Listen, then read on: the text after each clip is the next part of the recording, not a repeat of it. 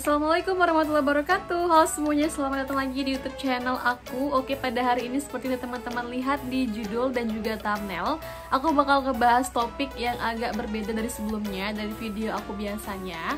Kali ini aku bakal nge-share seputar jerawat. Jadi buat teman-teman mungkin yang datang ke video ini yang pengen lihat gimana cerita acne story aku, gimana cara aku nyembuhin muka aku dari jerawat yang udah teman-teman lihat di foto thumbnail, dan juga nanti aku bakal tampilin juga di video kali ini gimana kondisi wajah aku sebelum aku sekarang lumayan bersih wajahnya dan gak ada lagi jerawat, paling juga ada bekas-bekasnya 1 atau 2 biji doang. Aku bakal sharing dulu di video kali ini. Ya teman-teman, aku bakal bahas di sini pakai 2 poin ya, atau 2 topik yang berbeda. Yang pertama aku bakal masuk ke poin A dulu, yaitu penyebabnya, dan nanti di poin B itu cara mengatasinya. Jadi untuk di poin A kali ini aku bakal jelasin dulu apa penyebab wajah aku bisa jerawat kayak di video yang aku tampilin di thumbnail dan juga di video kali ini. Aku udah rangkum di sini di catatan, di buku tulis aku atau di buku catatan aku mengenai poin-poin yang aku lakuin, cara mengatasi dan juga penyebabnya. Aku udah rangkum di sini sesuai yang aku lakuin. Aku bakal catat semua biar nggak ada info yang tertinggal. Penyebab pertama yang bikin wajah aku itu muncul jerawat, bahkan di jidat itu penuh banget sampai merah-merah. Yang pertama itu adalah kandungan skincare yang tidak cocok. Nah teman-teman, aku tuh kan sering banget review-review skincare kayak serum, terus juga pelembab, pokoknya semua skincare yang aku review di YouTube, di TikTok ataupun di Instagram itu bener-bener aku pakai langsung ke wajah aku. Jadi mungkin ada beberapa kandungan skincare yang gak cocok di wajah aku dan ngefek banget, langsung ngebikin aku jerawatan, beruntusan dan lain-lain. Mungkin yang lagi ngalamin masalah jerawat kayak aku itu bisa banget dicek dulu kandungan skincare-nya. Barangkali ada kandungan yang teman-teman itu gak cocok. Jadi kalau udah gak cocok pastinya nanti akan nimbulin jerawat, komedo dan juga beruntusan, yang itu bisa bakal makin parah kalau teman-teman tetap gunain skincare yang udah nggak cocok tersebut. Untuk nomor 2 di sini penyebabnya yang aku buat dan yang aku rangkum, yaitu pola hidup yang tidak sehat. Nah teman-teman, kenapa bisa banget jerawatan muncul di wajah, jidat, pipi dan lain-lain? Itu juga salah satu penyebabnya pola hidup yang tidak sehat. Seperti mungkin teman-teman mengkonsumsi makanan-makanan berminyak, terus juga makanan-makanan junk food yang kayak aku dulu pernah alami. Dengan penyebab ini semua tuh yang aku lakuin, makanya aku ngedapatin hasil yang seperti itu.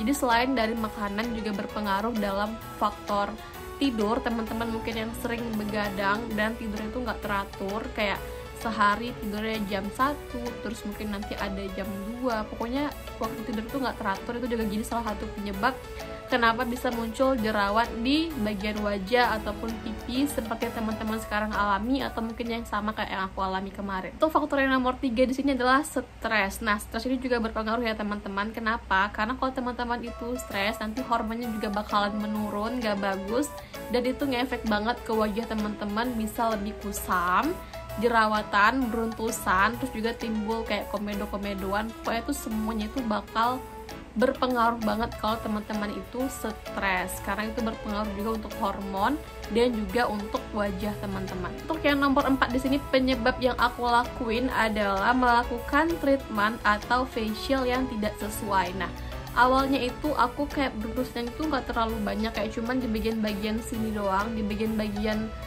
jidat tapi nggak kelihatan. Terus aku ngelakuin facial ataupun treatment di salah satu klinik kecantikan di kotanya aku. Terus mungkin aku ngedapatin hasil ataupun treatment yang nggak sesuai dengan masalah aku. Karena pada kali itu aku datang itu nggak langsung dicek atau ditangani sama dokternya. Aku cuma ditangani sama terapis yang ada di klinik itu. Alhasil mungkin mereka kayak cuman milihin treatment yang mungkin dia kira itu promo, atau mungkin dia kira itu bagus, langsung dia bilang ke aku pakai treatment ini kak. Kalau nggak salah aku tuh treatmentnya itu kayak yang brightening gitu ya, untuk mencerahkan dan juga bikin glow gitu, bukan treatment yang memang sesuai dengan masalah kulit aku, karena sama sekali nggak dicek. Kenapa aku ngelakuin juga? Karena emang itu berdasarkan instruksi dari terapisnya atau orang yang bertugas di sana. Jadi aku kayak ya udah ikutin aja, kan mereka yang lebih ngerti gitu. Setelah beres facial ataupun treatment yang aku lakuin di situ, alhasil wajah aku yang awalnya itu jerawatnya tuh nggak terlalu parah, kayak cuman beberapa biji doang di jidat dan juga di bagian pipi. Terus beres aku treatment ataupun facial, muka aku langsung merah-merah dan juga kayak jerawatnya itu makin dipencet kan ya, kayak mereka tuh ngeluarin isinya, jadi kan emang efeknya itu pasti akan berdarah atau juga bikin lebih merah-merah dan lebih kayak bertekstur nantinya kulitnya. Dan teman-teman nggak salah juga sih ya, mungkin buat teman-teman yang sering facial emang efeknya itu bikin wajah merah-merah dulu atau jerawat dulu, atau emang kayak gitu efek facial ya teman-teman. Nah, tapi kenapa aku masukin ke sini itu jadi salah satu penyebabnya, karena awalnya itu masalah kulitnya aku tuh nggak terlalu sedemikian rupa, kayak cuman kusam, beruntusan doang. Tapi setelah aku beres facial di situ, alhasil bener-bener jadi jerawatan dan juga kayak ada bekasnya. Dan kalau sembuh itu ngebekasnya dan ngilangin bekasnya itu lama banget. Untuk penyebab nomor 5 di sini adalah kurang menjaga kebersihan. Nah, teman-teman, apa aja sih kira-kira yang harus dilakuin? Dan kira-kira apa sih penyebabnya sampai ini masuk ke faktor yang aku bikin jadi penyebab faktor jerawatnya aku? Ya, buat teman-teman mungkin di sini yang setiap hari itu make upan ataupun nggak make upan, tapi nggak ngebersihin makeupnya sebelum tidur, itu fatal banget. Karena kalau nggak dibersihin, di bawah tidur besokannya pasti akan jadi penumpukan, jadi komedo, jadi jerawat. Apalagi buat kulit-kulit yang sensitif. Jadi wajib banget jaga kebersihan wajahnya. Nggak hanya untuk makeup dan skincare, teman-teman juga bisa cek kembali alat-alat makeup yang digunain, itu entah brushnya ataupun sponsnya juga dicek, atau mungkin sarung di bagian bantalnya juga dicek, karena kan nanti teman-teman tidurnya itu kayak gini kan, itu juga jadi faktor penyebab jerawat di bagian pipi, karena mungkin untuk sarungan bantalnya kurang bersih. Itu teman-teman juga mungkin buat teman-teman yang sering pakai hijab atau pakai ciput gitu kan, itu juga bisa dicek kembali kondisi kebersihannya. Kita udah bahas 5 penyebab acne story-nya aku bakal lanjut sekarang ke cara mengatasinya. Teman-teman, di sini aku ada banyak banget tulis, ini bener-bener yang aku lakuin dan aku rangkum semua di sini, bener-bener banyak. Teman-teman wajib simak dan wajib catat juga kalau misalnya pengen bener-bener serius ngejalanin ini. Yang pertama yaitu fokus pada basic skincare. Nah teman-teman, aku langsung berubah drastis, semua skincare yang aneh-aneh aku pakai itu langsung aku skip, langsung gak aku pakai lagi. Aku langsung bertekad dan bermotivasi untuk hanya fokus kepada basic skincare. Nah kira-kira nih Kak, basic skincare itu ada apa aja? Yaitu ada yang pertama tuh cleanser. Cleanser itu seperti double cleansing, teman-teman bisa pakai dulu micellar water ataupun cleansing balm apa aja untuk ngebersihin makeup, lalu ke facial wash. Nah terus yang kedua itu basic skincare, aku pakai toner. Aku pakai toner ke wajah aku, bener-bener itu semua kandungan basic skincare-nya untuk calming, hydrating doang, nggak ada kandungan yang aneh-aneh. Cleanser, toner, aku lanjut pakai moisturizer. Kayak aku bener-bener jarang banget pakai serum pada saat itu, karena aku emang fokus kepada basic skincare aja yang bener-bener diperluin aja, nggak aku tambah-tambah. Jadi cuman cleanser, toner, pelembab. Kalau misalnya siang itu aku tambahin sunscreen di akhirnya. Bener-bener cuma itu doang aku pakai, karena aku nggak mau nambah-nambah masalah lagi, udah jerawat terus nambah-nambah masalah lagi dengan pakai skincare yang aneh-aneh. Jadi aku cuma pakai basic skincare, cleanser, toner, pelembab, dan sunscreen kalau siang hari. Sekarang ke nomor 2 di sini adalah cara mengatasinya yang aku lakuin.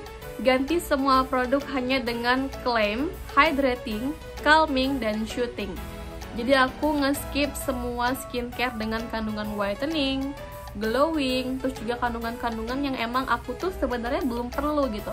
Kayak aku emang fokus ke melembabkan, kayak calming, shooting, pokoknya gimana kulitnya ini bisa tenang, bisa gak berisik, bisa gak heboh lagi. Karena kita udah ngalamin masalah sensitif seperti itu, terus kita nambah-nambah lagi produk yang ada kandungan whitening, yang ada kandungan eksfoliasi, itu juga sebenarnya teman-teman jangan sering-sering pakai, apalagi buat yang lagi ngalamin masalah jerawat. Fokusnya sama basic skincare dan gunain aja kandungan skincare yang emang untuk calming, shooting, dan hydrating. Udah itu aja, jangan ditambah-tambah. Cara nomor 3 yang aku lakuin yaitu adalah ganti facial wash untuk jerawat atau juga yang gentle. Nah teman-teman, kira-kira apa sih Kak? Itu kandungan facial wash untuk kulit berjerawat itu udah banyak banget jenisnya. Teman-teman bisa pilih sesuai dengan jenis kulitnya. Kalau aku kemarin sempat cobain yang punyanya Senka, Terus juga ada yang aku cobain yang punyanya ini aku lupa, kayak OS RX juga ada. Terus aku juga cobain yang terakhir tuh punyanya Agnes. Jadi emang kandungan facial wash yang aku pilih itu yang sedikit busanya, dan juga itu kandungan yang emang untuk kulit berjerawat dan juga kering, karena kan kulit aku tuh kemarin akne dan campur ke kering. Jadi itu emang kayak susah banget, karena kalau udah kering itu kalau udah jerawatan bakal susah banget sembuhnya. Beda sama yang kulitnya berminyak, itu bisa pakai masker atau apa gitu mungkin lebih gampang. Kalau udah kering berjerawat itu emang lumayan agak susah. Cuman bisa ganti facial washnya, jangan dulu pakai yang terlalu banyak busa, jangan dulu terlalu pakai yang banyak mengandung parfum, alkohol, di skip dulu. Pakai aja yang kandungannya itu gentle, sedikit berbusa, dan bisa cek kembali gunain facial washnya yang memang kandungannya untuk kulit berjerawat. Yang nomor 4 yang aku lakuin adalah tidak menggunakan produk makeup terlalu tebal. Nah ini PR banget sih emang buat teman-teman yang mungkin emang diwajibkan bermakeup atau emang kesehariannya itu wajib banget makeup. Teman-teman bisa akalin dengan gunain produk makeup yang non comedogenic atau gunain produk makeup yang emang untuk berjerawat, karena sekarang udah banyak banget tuh ya produk makeup yang untuk acne. Teman-teman bisa hindari dulu penggunaan makeup yang terlalu tebal. Apalagi teman-teman udah pakai misalnya foundation, pakai lagi two-way cake, pakai lagi bedak-bedakan, pokoknya itu jangan terlalu banyak. Ibaratnya itu ya cuman yang simpel-simpel aja. Kalaupun diperluin teman-teman jangan lupa langsung dibersihin sebersih mungkin. Cara yang kelima yang aku lakuin adalah tidak sharing base makeup. Jadi buat teman-teman mungkin yang sering ngumpul bareng bestie-bestie yang suka kayak tukeran-tukeran makeup, pengen cobain makeupnya, itu sebenarnya nggak apa-apa ya. Kalau aku emang nggak apa-apa, kayak untuk lipstick atau bagian alis, maskara, eyeliner aku nggak apa-apa kalau mau sharing. Cuman kalau untuk bedak, kenapa aku kayak takut banget mau sharing? Karena itu kan langsung pakai spons ataupun langsung menyentuh ke bagian muka ya.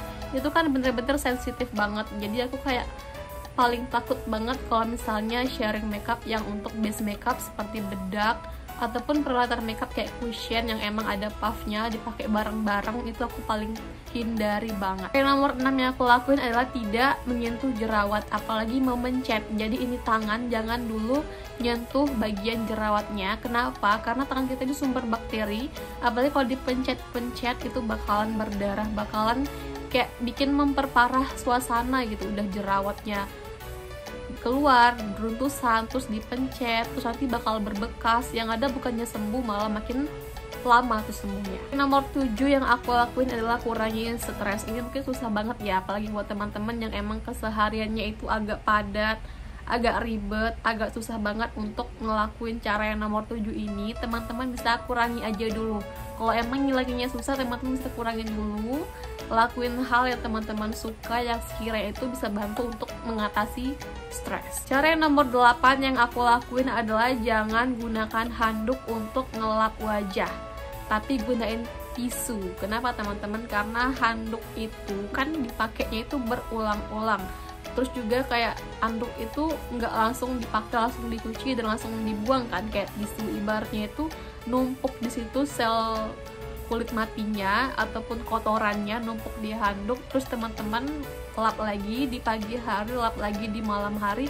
Kayak itu menurut aku kurang bersih banget, apalagi buat teman-teman yang ingin mengatasi jerawat. Jadi pakai tisu aja, jangan pakai handuk. 9, ganti sarung bantal. Nah ini ngefek juga ya teman-teman. Kenapa? Karena tadi udah aku jelasin di awal, teman-teman kalau tidur itu pasti langsung nyender kan ya ke bagian sarungnya. Jadi usahain diganti sesering mungkin biar menghindari atau meminimalisir faktor tersebut. Cara yang ke-10 ya tadi juga aku udah info di awal, yaitu ganti inner atau ciput hijab sesering mungkin. Kenapa? Karena kan kita pakai inner ataupun ciput tuh bener-bener sampai mengenai bagian jidat ya. Nah itu juga harus sering-sering digonta-ganti, karena kalau enggak itu juga jadi salah satu penyebab timbulnya masalah jerawat, apalagi di bagian jidat. Karena udah kotor, udah berminyak, udah keringetan, dipakai lagi besokannya itu juga salah satu ngefek untuk masalah ini. Ke-11 yaitu jangan sering-sering ponian. Apalagi buat teman-teman nih mungkin yang di rumah itu suka banget ngelepasin rambutnya, apalagi yang pakai poni itu usahain dijepit atau emang ikat serapi mungkin, jadi nggak ada tuh rambut yang kena ke bagian wajah, apalagi jidat, apalagi poni yang tadi aku udah bilang. Itu ngefek banget ya teman-teman. Kenapa? Karena kan teman-teman dari luaran nih mungkin, atau rambutnya itu emang kebetulan lagi berminyak atau kotor, terus kena ke bagian jidat, apalagi yang sensitive skin, itu bakalan ngefek banget untuk memperparah kondisinya. Cara ke-12 yaitu pakai es batu. Ini mungkin kayak teman-teman mikirnya efeknya ngapa gitu kan ya. Jadi ini juga salah satu hal yang lumayan ngefek ke teman-teman kalau emang ingin ngebuat calming si jerawatnya, ngebuat dia tuh kayak tenang, ngebuat dia itu bener-bener nggak kepanasan gitu, nggak berisik. Jadi dikompres aja biar lebih shooting kulitnya, lebih calming, tenang gitu. Jadi pakai es batu juga bantu untuk menghaluskan kulit, mengecilkan pori-pori dan lain-lain. Selanjutnya yaitu minum air putih. Nah ini juga penting banget ya teman-teman, wajib banget teman-teman itu minum sebanyak 2 liter atau 8 gelas dalam sehari. Ini ngebantu untuk bikin kulit lebih lembab dan juga bikin peredaran darahnya itu lebih bagus, dan banyak banget sih manfaat lainnya untuk air putih. Jadi teman-teman jangan di skip, biar kulitnya itu nggak tambah kering dan biar ngebantu untuk ngeregenerasi kulitnya lebih baik lagi. Yang ke-14 yaitu kurangi makanan berminyak atau makanan yang teman-teman itu memicu alergi. Nah, seperti mungkin teman-teman kalau makan udang itu alergi, bisa di skip dulu. Kalau teman-teman makan telur, ikan, ataupun makanan-makanan yang teman-teman itu memicu alergi, itu bisa di skip dulu. Kenapa? Karena itu bakal memperparah kondisi wajah teman-teman kalau lagi mengalami jerawat. Yang tadinya itu mungkin jerawatnya itu cuma 1, terus teman-teman makan makanan yang emang berminyak atau memicu alergi, itu juga bisa jadi salah satu faktor teman-teman bakal susah dan lama untuk mengatasi masalah jerawatnya. Oke, yang terakhir di sini adalah pilih produk skincare ataupun makeup sesuai dengan jenis kulit. Aku udah jelasin di awal, kalau teman-teman pengen pakai basic skincare-nya, sesuaiin sama jenis kulit. Kalau aku ngerekomendasiin suatu produk, berarti aku memang cocok kan ya teman-teman. Nggak berarti teman-teman kalau misalnya coba terus nggak cocok, bakal komplain ke aku. Karena kan semua kulit itu beda-beda, tergantung gimana kondisinya. Jadi yang cocok aku pakai belum tentu teman-teman juga cocok, karena semuanya itu sesuai jenis kulit.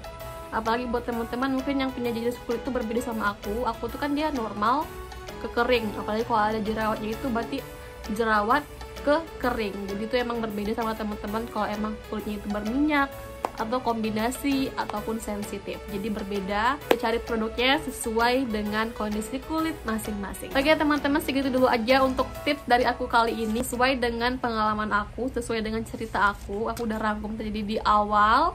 Ada faktor yang pertama penyebab dan juga untuk cara mengatasi.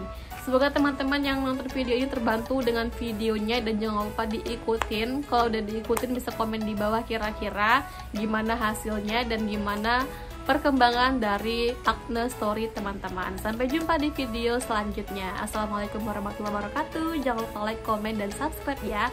Bye!